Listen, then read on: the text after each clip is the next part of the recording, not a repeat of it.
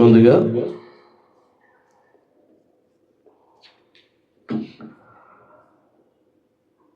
దైవత్వం యొక్క సహవాసాన్ని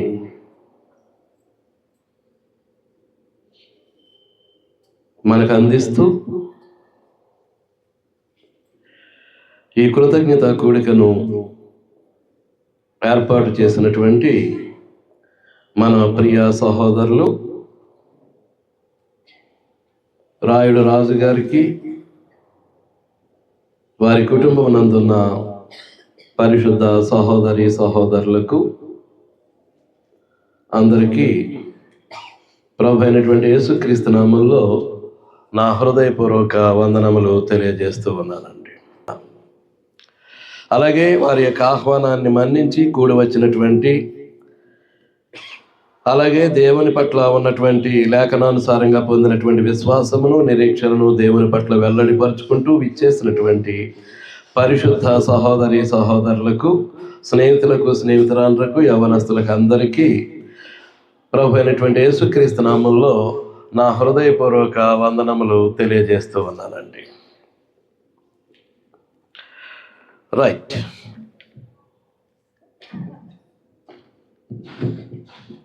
నేను ఎక్కువసేపు మాట్లాడబోవట్లేదు. మనకందరికీ తెలుసు, తెస్సలోనికీయులకు రాసినటువంటి మొదటి పత్రిక 5వ అధ్యాయం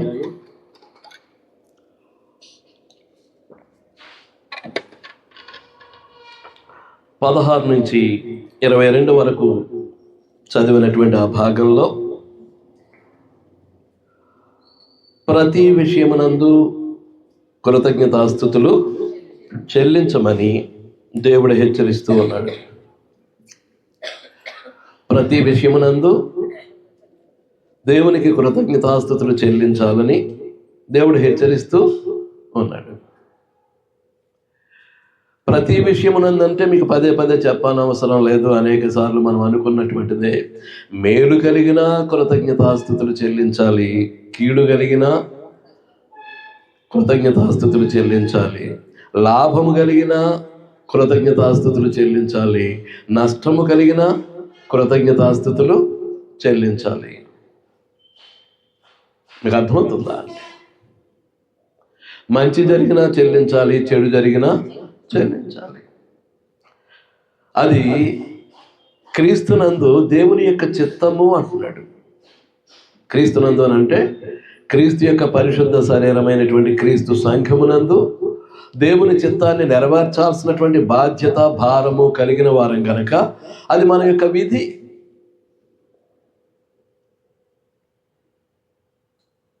మేలు చేస్తే దోషులను పట్టేసి, కీడు జరిగిందని చేతులు వెనకబెట్టుకుంటే అది క్రైస్తవ్యం కాదు, దైవిక విధానం కాదు.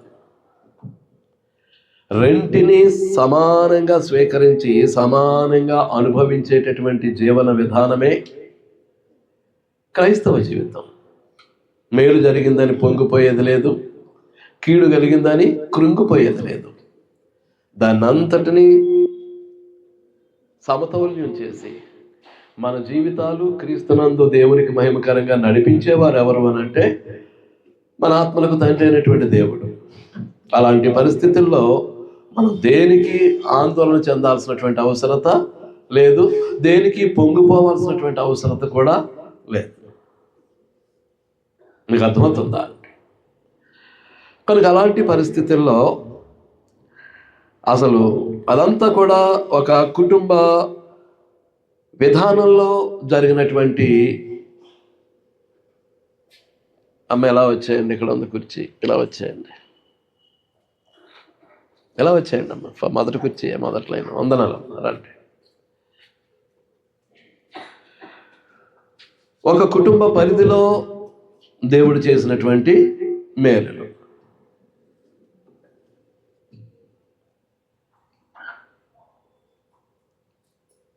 ఒక కుటుంబ పరిధిలో దేవుడు చేసినటువంటి మేలు. ఒకటి, రాజుగారిని, వారి యొక్క సతీమణి గారిని దేవుడు దీవించి ఆశీర్వదించి తొలి బహుమానమైనటువంటి రాజేష్ కుమార్ బాబు గారి యొక్క జన్మదినం. 2 వారి యొక్క కనిష్ట కుమారులు, చిన్న కుమారులు అయినటువంటి భరత్ కుమార్ బాబు, ప్రియల యొక్క వైవాహిక వార్షికోత్సవం. 3వది పెద్ద కోడలు గారు సహోదరి మమత గారి యొక్క జన్మదినం. ఇదంతా కుటుంబ పరిధిలో జరిగినటువంటి ఏర్పాట్లు. ఇవి ప్రత్యేకంగా చెప్పుకోవడానికి కారణాలుగా కనిపిస్తూ ఉన్నప్పటికీ ఈ నూతన వార్షికంలో తొలిసారిగా ఏర్పాటు చేసేటటువంటి కృతజ్ఞత కూటం. వారి కుటుంబంలో ఎప్పుడూ కూడా పెద్ద కుమారుని యొక్క జన్మదినాన్ని పురస్కరించుకొని తొలి కృతజ్ఞత కూటం ఫిబ్రవరి 15వ తారీఖున తప్పకుండా జరుగుతుంది. తొలి కృతజ్ఞత కూటం నూతన సంవత్సరంలో ఫిబ్రవరి 15వ తారీఖున తప్పకుండా వారి గృహంలో జరిగి తీరుతుంది. అంతే, కాస్త అడ్జస్ట్మెంట్స్ అంతే. మా పరిస్థితుల ప్రభావాన్ని బట్టి కాస్త అటు ఇటు మారొచ్చేమో, కానీ ఫిబ్రవరిలో 15 కాస్త అటు ఇటులో ఈ కృతజ్ఞత కూడిక మాత్రం ఖచ్చితంగా జరిగి తీరుతుందండి. కాబట్టి కుటుంబము అనేటటువంటిది దేవుని యొక్క సంకల్పంలో భాగం. దేవుని సంకల్పంలో భాగం. కుటుంబము దేవుని యొక్క సంకల్పంలో భాగమైనప్పుడు కుటుంబం ఏం చేయాలి? తప్పకుండా దేవుని చిత్తాన్ని నెరవేర్చాలి. అనుకున్నాం కదా, ప్రతి విషయంలోనూ కృతజ్ఞతాస్తుతులు చెల్లించుడి, ఎలాగూ చేయుట ప్రభు అయినటువంటి యేసుక్రీస్తునందు మీ విషయంలో దేవుని చిత్తం. కృతజ్ఞతలు చెల్లించే ప్రతి కుటుంబము దేవుని చిత్తాన్ని నెరవేరుస్తూ ఉన్నారు. ఈ సంగతిని మనం గుర్తుపెట్టుకోవాలండి. ఏదో వస్తే కాదు. ఒక సంవత్సర కాలం మన మీద నుంచి వెళ్ళిపోయింది. సంవత్సరం అంతా దేవుడు మనల్ని సురక్షితంగా కాపాడాడు. నూతన సంవత్సరంలో ప్రవేశం జరిగిన వెంటనే సంఘంలో ఉన్నటువంటి ప్రతి కుటుంబంలోనూ ఒక కృతజ్ఞత కూటం ఖచ్చితంగా జరిగి తీరాలండి. వాళ్ళ విశ్వాసం అనేది కరెక్ట్గా ఉంటే, దేవుని ఎడల నిరీక్షణ అనేది కరెక్ట్గా ఉంటే, ఆ భయము భక్తి అనేది కరెక్ట్గా ఉంటే, సంవత్సరం కాపాడినటువంటి దేవునికి మనం ఏం చేయాలి? ఒక కృతజ్ఞత కూడిక మన గృహంలో ఏర్పాటు చేసి ఆ విధంగా కాపాడినటువంటి దేవునికి ఆ కుటుంబం తరపున కృతజ్ఞతాస్తుతులు చెల్లించాల్సినటువంటి బాధ్యత మన మీద ఉంది. మీకు అర్థమవుతుందా? అంటే ఇంచుమించుగా జనవరి మొదలుకొని మార్చి, ఏప్రిల్ వరకు కూడా సంఘంలో కృతజ్ఞత కూడికలు అలా జరుగుతూనే ఉంటాయి, నూతన వార్షికాన్ని ఆధారం చేసుకొని. కానీ అది మన విశ్వాసం మీద, మన నిరీక్షణ మీద, దేవుని పట్ల మనకున్నటువంటి భయభక్తుల మీద ఆధారపడి ఉంటుంది అది. ఇప్పుడు వార్షిక కార్యక్రమాలు సంఘం ద్వారా జరిగిస్తున్నామంటే సంవత్సరాంత కృతజ్ఞత కూటం, వార్షిక కృతజ్ఞత కూటాలు మనం జరిగిస్తున్నామని అంటే ఆ కృతజ్ఞతలు సంఘము తరపున మనం చెల్లిస్తున్నాం, కుటుంబాల తరపున కాదు. సంఘము తరపున, సంఘం అంతా దేవుడు సంరక్షించి కాపాడాడు కాబట్టి సంఘము తరపున మనం ఏం చేస్తున్నాం? దేవుని కృతజ్ఞతాస్తుతులు చెల్లిస్తూ ఉన్నాం. మన కుటుంబం తరపున ప్రత్యేకముగా మనం ఏం చేయాలి? ఒక కృతజ్ఞత కూడిక జరిగించటం అనేటటువంటిది దేవునికి మహిమకరం, మనకు మన కుటుంబాలకు ఆశీర్వాదకరం. ఈ సంగతిని మనం గుర్తుపెట్టుకోవాలండి. ఏం చేద్దామంటే ఆయన కట్టినటువంటి కుటుంబం మనకందరికీ తెలుసు.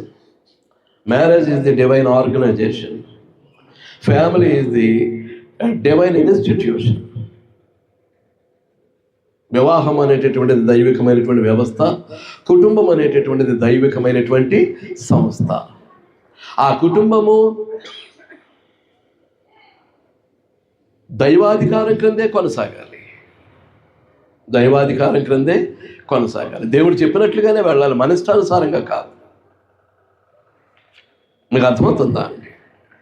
అంచేతనే యెహోవా ఇల్లు కట్టించని ఎడల దాని కట్టువారి ప్రయాసము వ్యర్థం. ఎవరు కట్టించాలి? దేవుడు కట్టించాలి.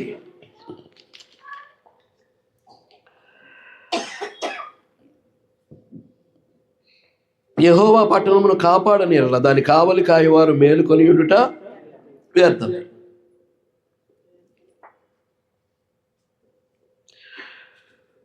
వేకువనే లేచి చాలా రాత్రి అయిన తర్వాత పండుకొనుచు కష్టార్జితమైన ఆహారము తినుచూ నుండుట వ్యర్థమే.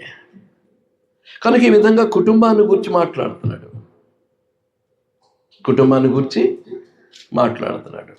ముందు మన కుటుంబం, ఇల్లు అంటే కుటుంబం. ఇల్లు అంటే ఇది కాదు. ఇల్లు అంటే కట్టబడినటువంటి గృహం కాదు. ఇల్లు అంటే ఏది? కుటుంబం.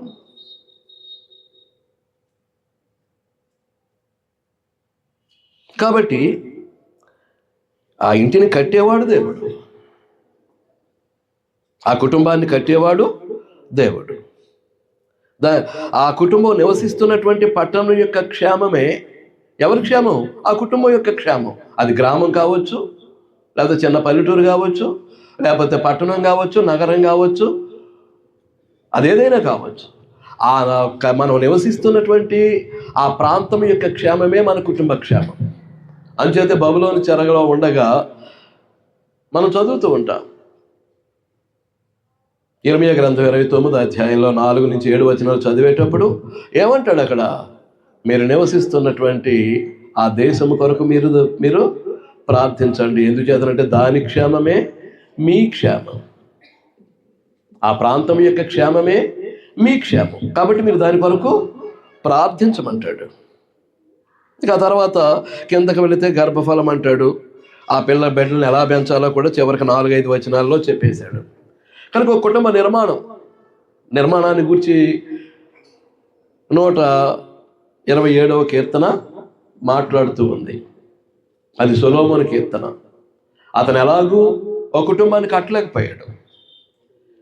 నేను ఎలాగో కుటుంబాన్ని కట్టలేకపోయాను రా బాబు, మీరన్నా కట్టండి అని మనకు సందేశాన్ని ఇస్తూ ఆ కీర్తనం రాసి మనకు అందించి వెళ్ళిపోయాడు. అతను కట్టలేకపోయాడు. కట్టలేకపోవటం ఏంటి? చివరకు తన జీవితంలోనే భ్రష్టుడైపోయాడు. అంత జ్ఞాని అయినటువంటి సొలొమోను అని పిలువబడి జీవితంలో ఏమైపోయాడు? భ్రష్టుడైపోయాడు. మీకు అర్థమవుతుందా అండి? అయితే ఆ కుటుంబం దేవుని యొక్క సంకల్పంలో భాగం. ఆ కుటుంబాన్ని కట్టేది దేవుడు. ఎవరు? తిమోతికి వ్రాసినటువంటి మొదటి పత్రిక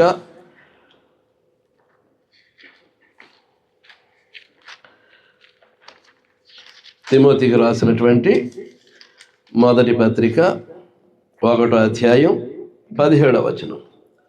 సకల యుగములలో రాజయ్యుండి అక్షయుడును అదృశ్యుడగు అద్వితీయ దేవునికి ఘనతయు మహిమయు యుగ యుగములు కలుగునుగాక. రాజు సకల యుగములలో రాజు.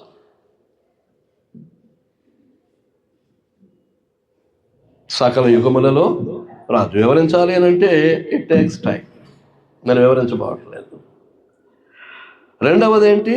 అక్షయుడు అంటే క్షీణత లేనివాడు, నాశనము లేనటువంటి వాడు, నిత్యుడు, శాశ్వతుడు. మీకు అర్థమవుతుందా అండి? రెండవది అదృశ్యుడు. దేవుడి కంటికి కనిపించేటటువంటి వాడు కాడు. కంటికి కనిపించేటటువంటి వాడు కాడు. మూడవది ఏంటి అని అంటే అద్వితీయుడు, ఏకైకమైనటువంటి వాడు. ఆయన తప్ప వేరొక దేవుడు లేడు.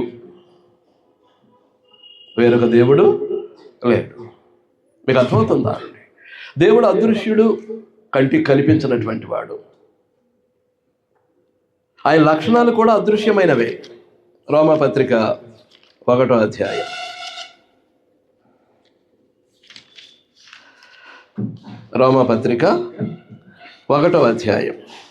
20వ వచనం. ఆయన అదృశ్య లక్షణములు అనగా ఆయన నిత్యశక్తియు దేవత్వమును జగదుత్పత్తి మొదలుకొని సృష్టింపబడిన వస్తువులను ఆలోచించుట వలన తేటపడుచున్నవి కనుక వారు నిరుత్తరులై ఉన్నారు. చాలా కష్టం వివరించడానికి. ఒకటే మాట, దేవుడు అదృశ్యుడని చూసాం. ఆయన లక్షణాలు కూడా ఎలాంటివి? అదృశ్య లక్షణాలు. ఆయన యొక్క లక్షణాలు కూడా ఎలాంటివి? అదృశ్యుడైన కంటికి కనిపించేటటువంటి వాడు కాడు. ఆయన లక్షణాలు కూడా ఎలాంటివండి గోపి గారు? అదృశ్యమైనటువంటివి, కంటికి కనిపించినటువంటివి. కనుక ఆ అదృశ్యుడైనటువంటి ఆ దేవుని యొక్క స్వరూపం కానీ, అదృశ్యమైనటువంటి ఆ దైవ లక్షణాలు కానీ మనకు ఎక్కడ కనిపిస్తూ ఉంటాయి? ప్రభు అయినటువంటి యేసుక్రీస్తులో. ఎక్కడండి? ప్రభు అయినటువంటి యేసుక్రీస్తులో. చూడండి, కొలస్సీలకు రాసిన పత్రిక 1వ అధ్యాయం 15వ వచనం. అపోస్తలుడైన పౌలు కొలసీ పట్టణంలోని క్రీస్తు సంఘానికి రాసినటువంటి పత్రిక 1వ అధ్యాయం 15వ వచనం. ఆయన అదృశ్య దేవుని స్వరూపి అయి సర్వ సృష్టికి ఆది సంభూతుడై ఉన్నాడు. ఆ వచనాల యందు వ్రాయబడినటువంటి పదాలు గంభీరమైనటువంటి, ఎంతో భావగర్భితమైనటువంటి పదాలు. వివరించడానికి చాలా సమయం పడుతుంది. అంచేత నేను విడిచిపెట్టేస్తున్నాను, చదివేసి వదిలేస్తున్నాను. దేవుడు ఎవరు? అదృశ్య దేవుని స్వరూపి, ఆయన సర్వ సృష్టికి ఆది సంభూతుడు. సృష్టి ఆరంభానికి ముందే ఉన్నటువంటి వాడు ఎవరు? ప్రభు అయినటువంటి యేసుక్రీస్తు. ఆయన ఈ భూమి మీద రక్తమాంసాల్లో పాలివాడే శరీరాన్ని ధరించుకొని నరునిగా ఈ భూమి మీద అవతరించినప్పుడు ఆయన ఏ స్వరూపి అయి వచ్చారు? అదృశ్య దేవుని యొక్క. కాస్త అక్కడ చూడండి, చూస్తే మీరు కాస్త సమాధానం చెప్పడానికి కుదురుతుంది. పోనీ ఆ చదివింది జ్ఞాపకం పెట్టుకున్నా నాకు కొంచెం సమాధానం చెప్పడానికి అవకాశం ఉంటుంది. చదివిన దాన్ని జ్ఞాపకం పెట్టుకోకుండా, గ్రంథంలోకి చూడకుండా, నేను వేసిన ప్రశ్నకి మరలా మీ నోట్లోని సమాధానం రావాలంటే రాదు.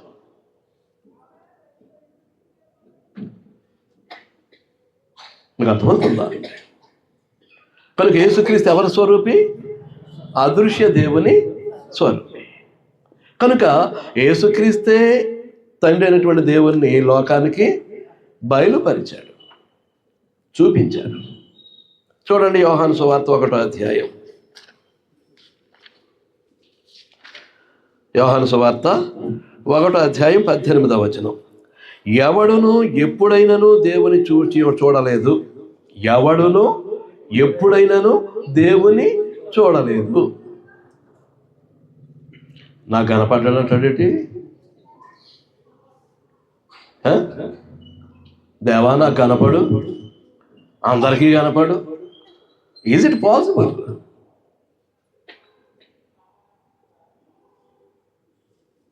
సాధ్యమా? ఎవడును, 2-3 సాక్షులు కావాలి కదా దేన్నైనా స్థిరపరచడానికి. ఉన్నాయి, కావలసినటువంటి ఆధారభూతమైనటువంటి రెఫరెన్స్లు ఉన్నాయి, ఆధారాన్ని చూపించవచ్చు. కానీ సమయాభావం కనుక ఎవడును ఎప్పుడైనాను దేవుని చూడలేదు. తండ్రి రొమ్ముననున్న అద్వితీయ కుమారుడే ఆయనను బయలుపరిచాను. ఎవరు బయలుపరిచారు? అద్వితీయ తండ్రి రొమ్ముననున్న అద్వితీయ కుమారుడు. ఆయన అద్వితీయ దేవుడు, ఈయన అద్వితీయ కుమారుడు. ఇద్దరికి ద్వితీయం అనేటటువంటిది లేదు. ద్వితీయ అంటే రెండవ, అద్వితీయ అంటే ద్వితీయము లేని, అంటే రెండవది అనేటటువంటిది లేదు. ఒక్కడే దేవుడు, ఒక్కడే దేవుడు. మీకు అర్థమవుతుందా అండి? అంచేతనే ద్వితీయోపదేశకాండం 6వ అధ్యాయం.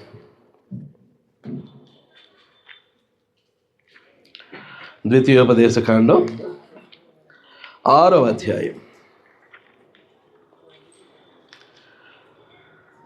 తీసారా అండి?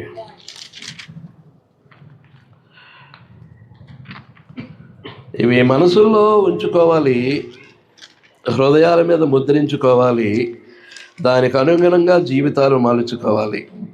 4వ వచనం నుంచి 6వ అధ్యాయం 4వ వచనం. ఇశ్రాయేలు వినుము, మన దేవుడైన యెహోవా అద్వితీయుడగు యెహోవా నీ పూర్ణ హృదయముతోనూ నీ పూర్ణ ఆత్మతోనూ నీ పూర్ణ శక్తితోనూ నీ దేవుడైన యెహోవాను ప్రేమింపవలెను. మన దేవుడైన యెహోవా అద్వితీయుడగు యెహోవా. కాబట్టి నీ పూర్ణ హృదయముతోనూ నీ పూర్ణ ఆత్మతోనూ నీ పూర్ణ శక్తితోనూ నీ దేవుడైన యెహోవాను ఏం చేయాలి? ఆయన ఒకడే దేవుడు, వేరొక దేవుడు అనేవాడు లేడు. వేరొక దేవుడు అనేవాడు లేడు. ఈ సంగతిని కూడా యేసుక్రీస్తు ప్రభు ఉటంకించి మాట్లాడతారు. చూడండి, మార్కు సువార్త 12వ అధ్యాయం. అంటే ఇంచుమించుగా 3 సువార్తల్లోనూ ఉంటుంది. మత్తయి, మార్కు, లూకా సువార్తల్లో. మన మార్కు సువార్తను చదువుకుందాం. 28వ వచనం నుంచి చదివేస్తాను అంతే. శాస్త్రుల్లో ఒకడు వచ్చి 28వ వచనం నుంచి, క్షమించండి, 12వ అధ్యాయం 28వ వచనం నుంచి. శాస్త్రుల్లో ఒకడు వచ్చి వారు తర్కించుట విని ఆయన వారికి బాగుగా ఉత్తరమిచ్చినని గ్రహించి ఆజ్ఞలన్నింటిలో ప్రధానమైనది ఏదని ఆయనను అడిగాను. అందుకు యేసు, ప్రధానమైనది ఏదనగా, ఓ ఇశ్రాయేలు. ఎక్కడికి వెళ్ళాడు? ద్వితీయోపదేశకాండం 6వ అధ్యాయం 4వ వచనానికి వెళ్ళాడు. ఎవరు? ప్రభు. వెళ్ళి, ఓ ఇశ్రాయేలు వినుము, మన దేవుడైన ప్రభువు అద్వితీయ ప్రభువు. ప్రభు అని ఎందుకు అంటున్నాడు? యెహోవా అనేటటువంటి హీబ్రూ పదానికి ప్రభువు అని అర్థం. అది నా జ్ఞాపకార్థనామమని దేవుడు మోషేతో పలికినప్పటికీ నిర్గమకాండం 3వ అధ్యాయంలో అది పేరు కాదది, తన హోదా. ప్రభు అంటే పరిపాలించేవాడు, ఏలేటటువంటి వాడు, పరిపాలించేవాడు, ఏలేటటువంటి వాడు. ఎప్పుడు? మనం ఇప్పుడే చదువుకున్న తిమోతి పత్రిక 1:17 ఏమన్నాడు? సకల యుగములలో రాజు అయ్యండి. సకల యుగములలో నిత్యత్వంలోనూ రాజే. కాలము ప్రారంభమైన తర్వాత కూడా సమస్త యుగాల్లో రాజే.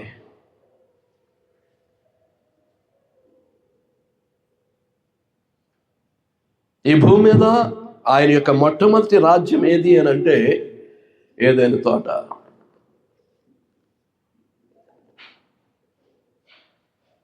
The garden of Eden is the first Kingdom of God on this earth. ఈ భూమి మీద మొట్టమొదటి రాజ్యం ఏది అని అంటే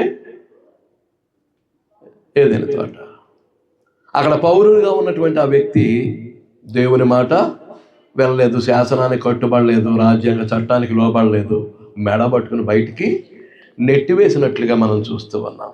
మనం అంతకంటే గొప్పవారం కాదు, గుర్తుపెట్టుకోవాలని మనం చేస్తూ ఉన్నాం.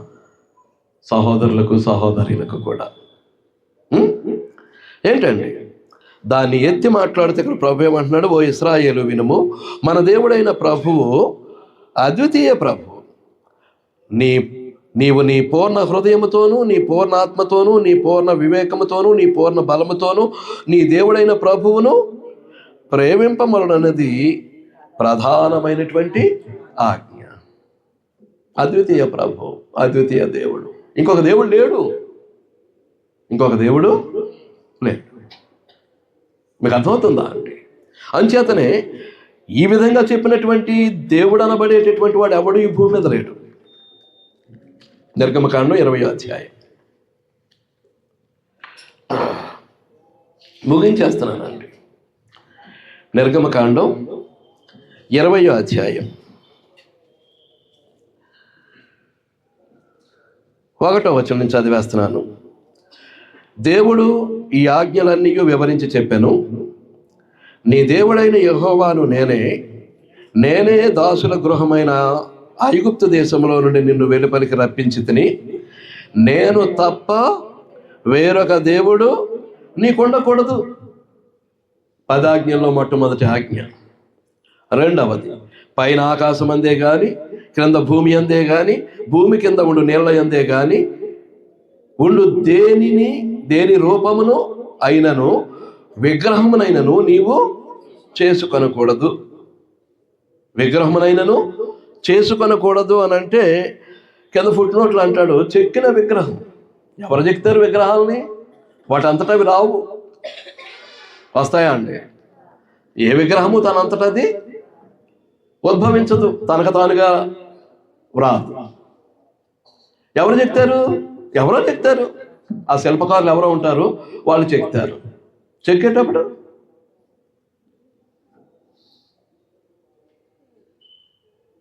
చెక్కిన తర్వాత దేవుడు చెక్కేటప్పుడు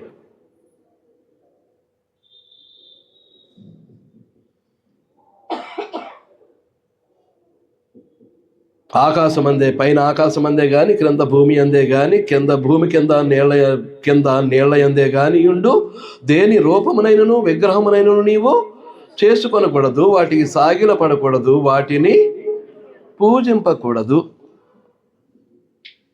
కారణాలు నేను చెప్పాలి, కుదరదు, కానీ వాటి మాత్రం చెప్పగలను. మానవ బలహీనత ఏంటి అని అంటే దేవుణ్ణి చూడాలి అని. దేవుడు కనిపించడు, దేవుడు అదృశ్యుడు, దేవుడు అదృశ్యుడు. దేవుని పోలికలో దేవుని స్వరూపంలో సృష్టించబడినటువంటి నేను కూడా అదృశ్యుడే, మీరందరూ అదృశ్యులే. దేన్ని చూస్తాం? మనం నివసించడానికి గుడారముగా ఇవ్వబడినటువంటి రక్తమాంసాలతో కూడినటువంటి దేహాన్ని చూస్తాం తప్ప వాస్తవానికి నీవు కనిపించవు, నేను ఎవరికి కనిపించను. We are created in the image of God. God is spirit. దేవుని పోలికలోను దేవుని యొక్క స్వరూపంలో సృష్టించబడినటువంటి మనం, దేవుడు ఆత్మ కనుక మనము కూడా ఎవరు? ఆత్మస్వరూపులమే కానీ శరీరాలను కాదు. చస్తే శరీరాన్ని ఇక్కడ వదిలేస్తాం, మనం వెళ్ళిపోతాం. చస్తే ఏం చేస్తాం? అప్పుడు దాకా రంగారావు అన్నటువంటి దేహం ఏమవుతుంది? ఇప్పుడు శవం అవుతుంది, నా ఇంటి వాకిట్లో పడి ఉంటుంది. పిలుపు అందిన వెంటనే ఈ శరీరాన్ని విడిచిపెట్టేసి నేనేం చేస్తాను? నన్ను పిలిచినటువంటి నా దేవుని దగ్గరికి నేను వెళ్ళిపోతాను. అంచేత నేను ఎవరికి కనిపించను, నన్ను సృష్టించినటువంటి నా దేవుడు కూడా ఎవరికి కనిపించడు. దేవుడు అదృశ్యుడే, నేనును అదృశ్యుడే. పైగా దేవుడిచ్చినటువంటి హెచ్చరిక ఏంటి అని అంటే నిర్గమకాండం 33వ అధ్యాయం. నేను ముగించేస్తున్నాను దీంతో. This is my last reference, last scripture for this time. తీసారా అండి? 33వ అధ్యాయం 17వ వచనం నేను చదివేస్తున్నాను. కాగా యెహోవా, నీవు చెప్పిన మాట చొప్పున చేసేదను, నీ మీద నాకు కటాక్షము కలిగినది. ఎవరితో మాట్లాడుతున్నాడు? పేతురుతోటి, క్షమించండి, మోషేతోటి. ఎక్స్ట్రీమ్లీ సారీ, క్షమించండి, మాట జారాను. కాగా యెహోవా, నీవు చెప్పిన మాట చొప్పున చేసేదను, నీ మీద నాకు కటాక్షము కలిగినది, నీ పేరును బట్టి నిన్ను ఎరుగుదునని మోషేతో చెప్పగా, అతడు దయచేసి నీ మహిమను నాకు చూపమనగా, ఆయన నా మంచితనమంతయు నీ ఎదుట కనుపరిచెదను, యెహోవాను నామము నీ ఎదుట ప్రకటించెదను. నేను కరుణించువాని కరుణించెదను, ఎవని యందు కనికరపడెదనో వాని యందు కనికరపడెదను. మరియు ఆయన, నీవు నా ముఖమును చూడజాలవు.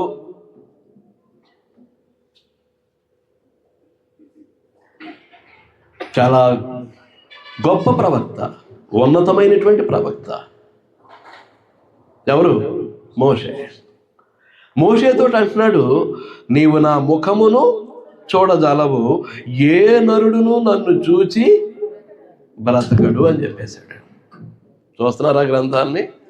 ఏ నరుడు నన్ను చూసి బ్రతకడు. ఎవరు చెప్పిన మాట? దేవుడు చెప్పిన మాట. ఎవరితోటి? ఎవరితోటండి? ప్రముఖ ప్రవక్తగా దేవుని చేత ఏర్పాటు చేయబడినటువంటి మోషేతోటే. ఇక మోషే యొక్క గొప్పదనాన్ని గురించి నేను మాట్లాడాలంటే ఇంకా చాలా వెళ్తుంది, కానీ మాట్లాడటానికి కుదరదు. అంతటి గొప్ప ప్రవక్తతోనే నీవు నన్ను చూసి నువ్వు బ్రతకజాలవు అని మోషేతో చెప్పాడు అని అంటే, ఇక ఏ నరుడు చూసి బతుకుతాడు? నాకు కనపడ్డాడు అని చెప్పుకోవటానికి ఈ అబద్ధ బోధకులు, నేను రాత్రి దేవుణ్ణి చూశాను, దేవునితో మాట్లాడానని ప్రజలను మోసం చేయటానికి తప్ప, బ్రతకడు అని దేవుడు చెప్తే ఇక దేవుణ్ణి చూశాను అని చెప్పుకోవటానికి అవకాశం ఏది ఉందా అండి? కాబట్టి దేవుణ్ణి చూడాలి అనుకున్న వాళ్ళు ఏం చేస్తున్నారు అని అంటే, ఇదిగో చెప్పానుగా, చెక్కబడినటువంటి విగ్రహాలు అక్కడి నుంచే వచ్చాయి. దేవుణ్ణి చూడాలి అనేటటువంటి మానవ బలహీనతలో నుంచి ఏమొచ్చాయండి? విగ్రహాలు వచ్చాయి. చెక్కుకొని, తను అనుకున్నటువంటి రూపంలో చెక్కుకొని, లేకపోతే గ్రంథాలు వివరించిన రూపంలో చెక్కి దాన్ని అక్కడ ప్రతిష్ఠించుకొని అదే దేవుడు అని కావలసినవి చేసుకోవటం మనం చూస్తూ ఉన్నాం. అవునా కదా అండి? వాటి మీద రకరకాల సంబరాలు, రకరకాల తీర్థాలు, రకరకాల ఉత్సవాలు ఎన్నెన్నో చేసుకుంటూ ఉంటారు. కానీ గ్రంథంలో దేవుడు చెప్పేది, నేను ఏకైకమైనటువంటి దేవుడిని, నేను తప్ప వేరొక దేవుడు లేడు. ఫస్ట్. రెండవది, నేను కనిపించే దేవుణ్ణి కాదు, ఐఆమ్ ఇన్విజిబుల్, నేను అదృశ్యుణ్ణి. మీకు అర్థమవుతుందా అండి? కనుక ఈ విగ్రహ వ్యవస్థ అనేది ఎక్కడి నుంచి వచ్చిందంటే అక్కడి నుంచి. నేను చూడాలి, దేవుణ్ణి చూడాలనే బలహీనతలో నుంచి వచ్చినటువంటి ఆ బలహీనత. మీకు అర్థమవుతుందా అండి? కనుక ఏ విధంగా ఉండాలి అనేటటువంటిది మానవుడు ఆలోచించుకోవాలి. ప్రతి మనిషి ఆలోచించుకోవాలి. నాకు ఈ అవకాశాన్ని కల్పించిన రాజుగారికి, వారి కుటుంబానికి, నాకు ఇటు జ్ఞానాన్ని ఇచ్చి ఈ సమయంలో నన్ను సద్వినియోగపరిచిన దేవునికి నా హృదయపూర్వక కృతజ్ఞతలు, నా వందనాలు రాజుగారి కుటుంబానికి తెలియజేస్తూ ఉన్నా.